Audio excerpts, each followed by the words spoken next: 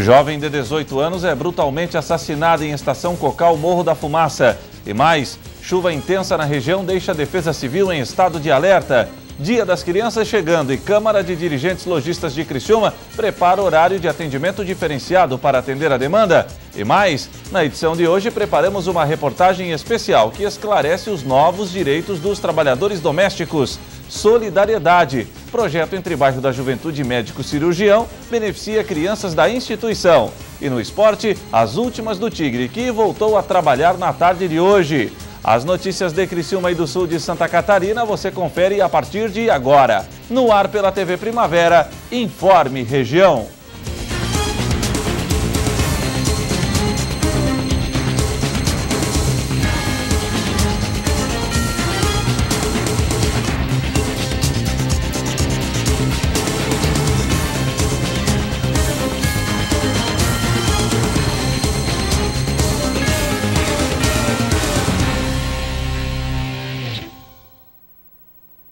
Hoje, quinta-feira, dia 8 de outubro de 2015. Para você que sintoniza a tela da TV Primavera, uma boa noite.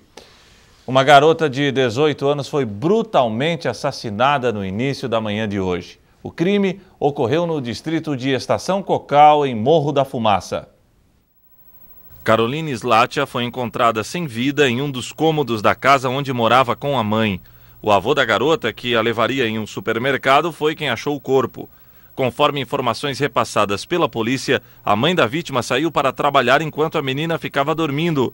Como era o costume da família, a chave da casa ficava em um esconderijo, e isso pode ter facilitado a entrada do criminoso, já que no local não há sinais de arrombamento.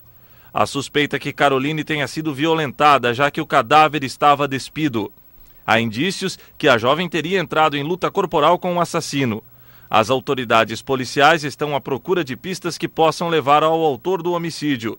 Peritos do Instituto Médico Legal recolheram o corpo que passou por necrópsia. A previsão é que a chuva que cai sobre a região permaneça até domingo no sul de Santa Catarina. Em virtude dessa situação, a Defesa Civil da cidade está em estado de alerta. Muita chuva. Assim dá para analisar a madrugada e a manhã de hoje, mas até o momento corre tudo dentro da expectativa, tirando apenas que a chuva se antecipou um pouquinho. Bom, até o presente momento está tranquilo. Choveu de ontem à noite até hoje já em torno de 30 milímetros.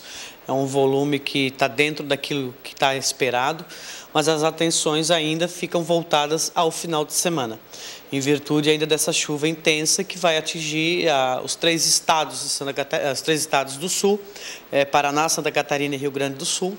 Então a Defesa Civil de Criciúma vai se manter em estado de alerta, de atenção e monitorando todas essas áreas para que a gente possa fazer as intervenções necessárias caso haja algum transbordamento de algum rio. A previsão do tempo para os próximos dias pede um pouco de atenção, já que até domingo promete chover muito. E nós estamos aí aguardando em torno de 200 a 300 milímetros, um aproximado. Na verdade, isso é uma previsão, não é uma exatidão. Então, essa chuva que cai durante a manhã, ela seria prevista para o início da tarde e como antecipou um pouco. Então, como eu digo, né, é uma previsão, a gente faz uma previsão para a tarde e ela acabou antecipando. Então, existe essa perspectiva aí de 200 a 300 milímetros até semana que vem, onde o tempo para na segunda-feira, dá uma estabilizada, fica segunda e terça e quarta volta a chover. A nossa atenção maior está voltada ao mar, porque ele está represando. Então, essas pancadas que vem dando ao longo do dia e da noite, ela pode trazer alguns transtornos, mas o escoamento ele é rápido. Mas como o mar pode estar represando, essa água pode haver o retorno dela. Então essa nossa atenção está focada nesse momento a situação da tábua de maré. A população deve seguir as orientações da Defesa Civil atentamente. Os moradores de áreas de risco devem ter preparado um kit de fuga. Quem está em costa de morro, fique atenta, porque o solo encharcado pode acontecer essas rachaduras rápidas no solo e com o barulho ela ficar atenta para que, se houver algum deslizamento de terra ou movimentação de massa, que ela saia de imediato da sua residência e procure a Defesa Civil, o Corpo de Bombeiro, os órgãos de segurança que vai estar indo até o local. Como também a região ribeirinha, né? Então, os rios de Criciúma, eles estão todos dentro da calha, fluindo normalmente, dentro daquilo que está esperado. Mas se houver uma pancada mais elevada, que transborde os rios e comece a pegar as vias públicas, que as pessoas fiquem atentas e saia de imediato da sua residência, procure um local seguro e acione a Defesa Civil, né? Quando a gente fala do kit fuga, é um kit básico que nós devemos ter já preparado em casa, principalmente aquelas pessoas que estão nessas áreas de risco, que é 2 mudas de roupa, eu dependo da medicação continuada, né? Eu vivo de medicação controlada, então que ela tenha essa medicação dentro dessa sacola, que ela tenha os documentos dela dentro dessa sacola, porque muitas vezes, quando acontece um problema desse, as pessoas saem de casa e deixam tudo. Né? Muitas vezes vai para a casa de um amigo, mas deixou a medicação na residência que foi afetada pela água. E a medicação acaba se perdendo. Então, se ela estiver dentro desse kit fuga, ela vai se manter no período necessário para que ela possa solicitar nova medicação.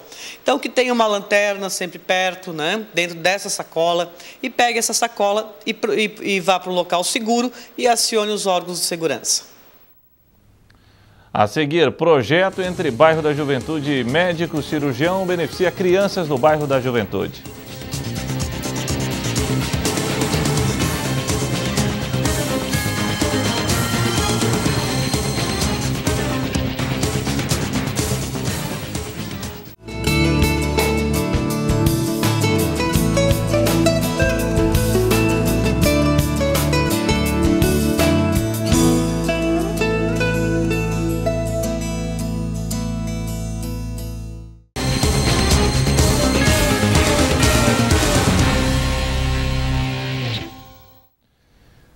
A CDL Criciumense preparou horários alternativos para o comércio durante os dias que antecede o Dia das Crianças. Confira.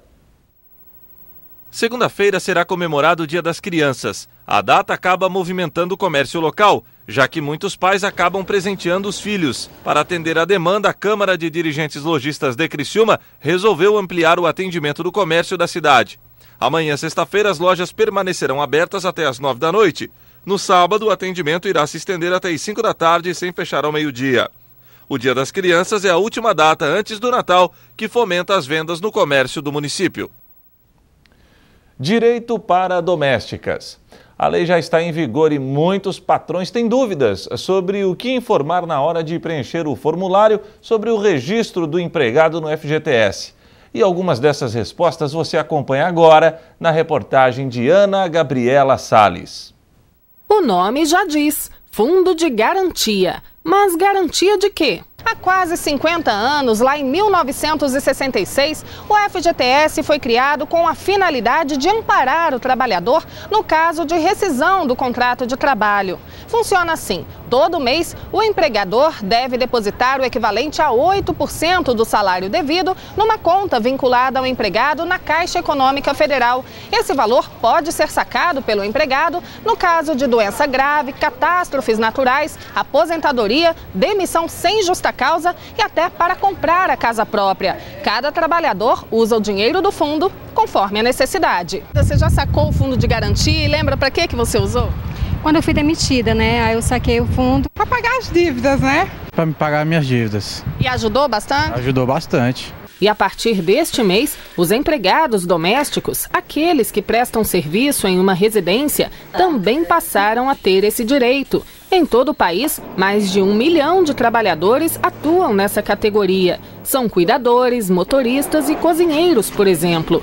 E é no portal E-Social, na internet, que o empregador faz o recolhimento do FGTS. Ele vai estar tendo que informar alguns dados residenciais, a exemplo do endereço, do telefone celular. Além disso, ele vai estar informando dados da jornada de trabalho dele. É uma jornada de 8 horas, é uma jornada de 12 por 36, né? E além disso, a remuneração. Né? Com essas informações, já é suficiente para que a partir do mês de novembro, ela emita a guia única para pagar. E atenção! O gerente explica que o depósito do FGTS do empregado doméstico tem uma diferença em relação aos outros trabalhadores. A lei trouxe a obrigação do empregador, além dos 8%, de fazer um recolhimento na ordem de 3,2% do salário. Para que isso? Para que, se eventualmente o trabalhador for demitido sem justa causa, o trabalhador poder sacar esse valor de 3,2%, essa reserva de 3,2%, que vai ser feita mensalmente, né, no final do contrato. E para acompanhar se o FGTS está sendo depositado direitinho, o empregado pode receber mensagem até pelo celular. Eles também têm direito a financiamentos dentro do sistema financeiro habitacional a taxas mais baixas, né? Além disso, a população inteira é beneficiada porque a gente vai ter mais recursos do FGTS para financiar habitação, saneamento e infraestrutura. Um projeto entre o bairro da Juventude e um médico cirurgião está cuidando da estética de crianças do bairro da Juventude. Entenda melhor essa história através da reportagem de Morgana Salvador. Um projeto inovador.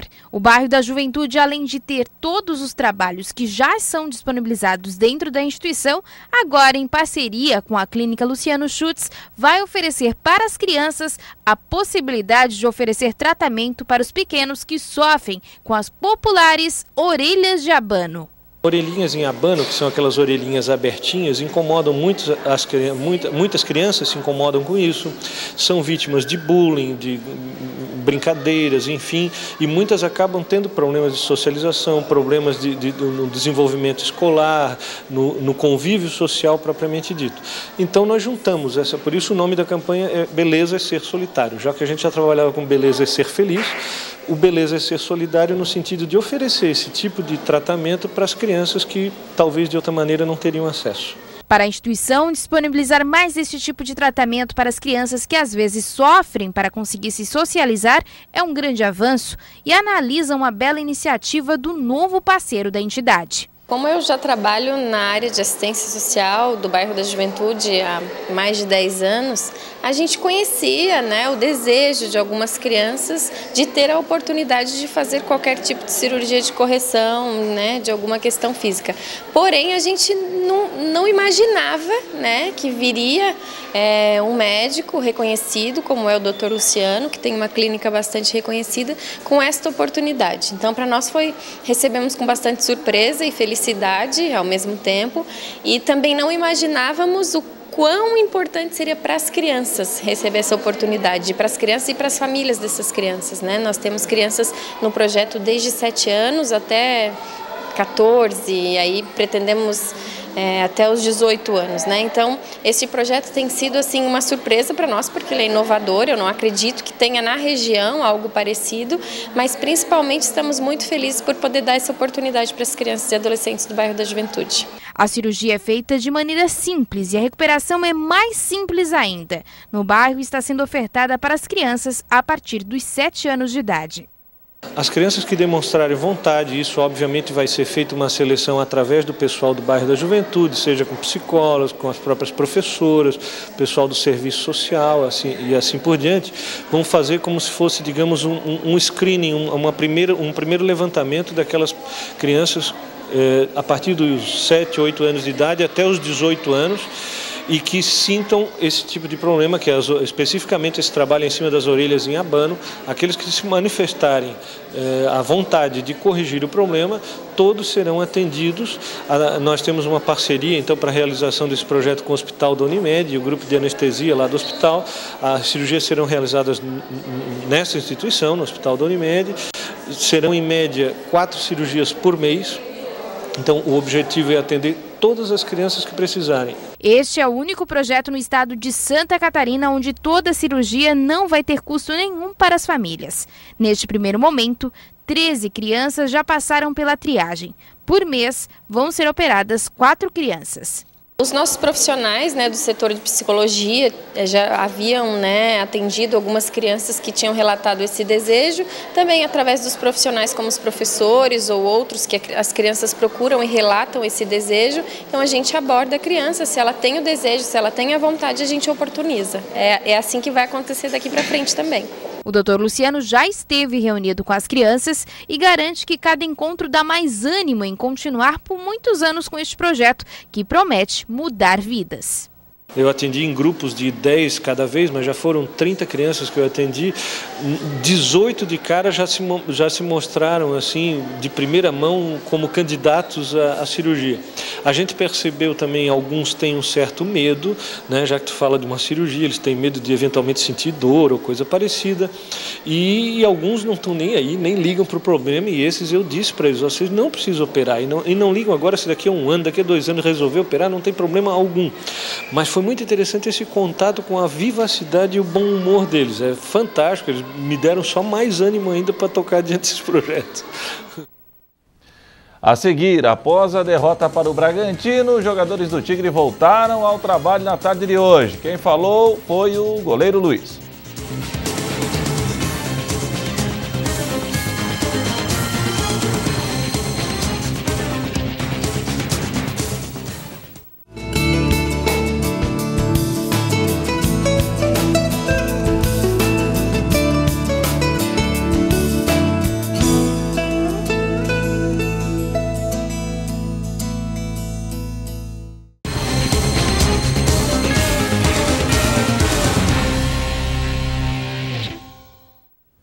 Após perder para o Bragantino no início da semana, os jogadores do Criciúma voltaram aos treinamentos na tarde de hoje. Agora o objetivo é somar pontos e garantir a permanência do Carvoeiro na Série B. E com a chuva que cai sobre a região, não restou outra alternativa para os jogadores do Criciúma a não ser cuidar do condicionamento físico na academia do clube. Momento ideal para pensar na atual situação do Tigre na competição que não vence há mais de um mês. Os adversários também começam a distanciar e a gente começa a olhar a tabela, principalmente quem vem de baixo, é um pouco mais preocupante, né? Uma equipe que fez o primeiro turno muito bom, claro que não tivemos muitas vitórias, mas empates, mas creio que no segundo turno a expectativa é que fosse melhor. Infelizmente não aconteceu, estamos passando uma transição difícil agora também, querendo ou não.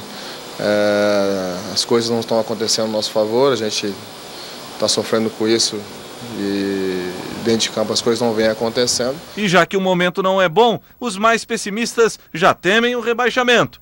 Luiz sabe da possibilidade da queda, porém tem uma previsão mais otimista. Olha, a distância é grande, né? 10 pontos para tirar é uma vantagem muito grande, mas dentro do futebol quanto mais você diminuir essa chance é melhor.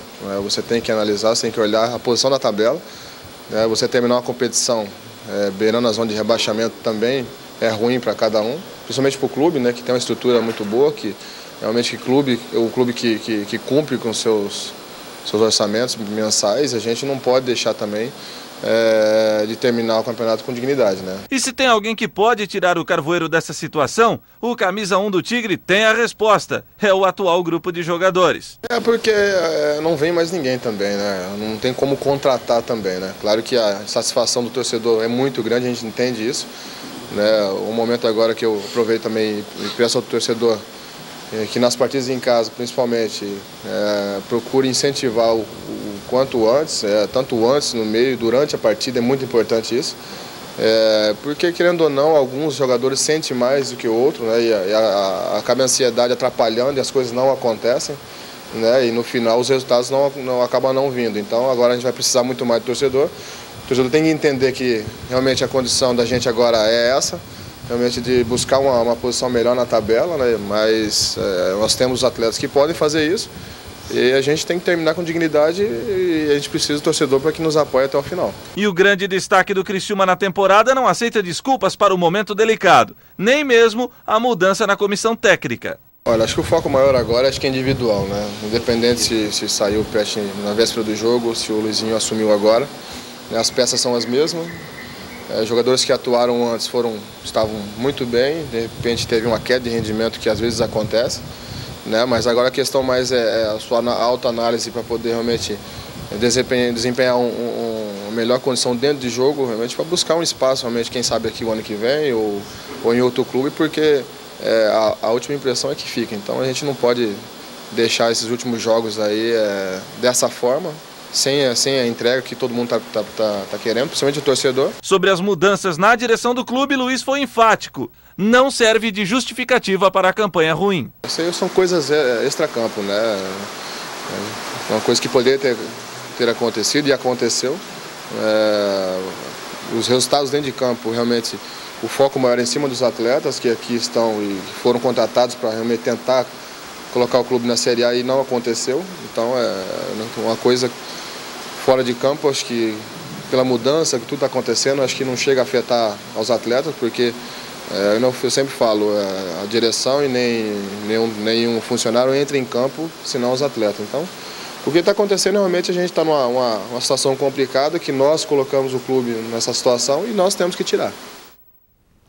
E o Informe Região desta quinta-feira fica por aqui. Mais notícias a qualquer momento em nossa programação. Para você, uma boa noite, até amanhã, se assim Deus permitir. Tchau, tchau.